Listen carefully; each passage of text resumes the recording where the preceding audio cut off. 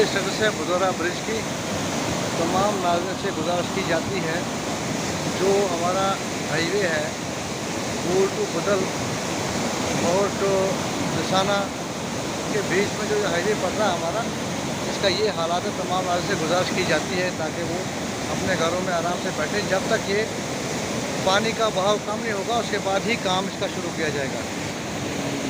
नज़र करना चाहता हूँ, लिहाजा तमाम लोगों से गुजारिश है कि बुदौरा मोहर टू सुंगड़ी जसाना बुदल की तरफ कोई मूवमेंट ना करें। आगे जो है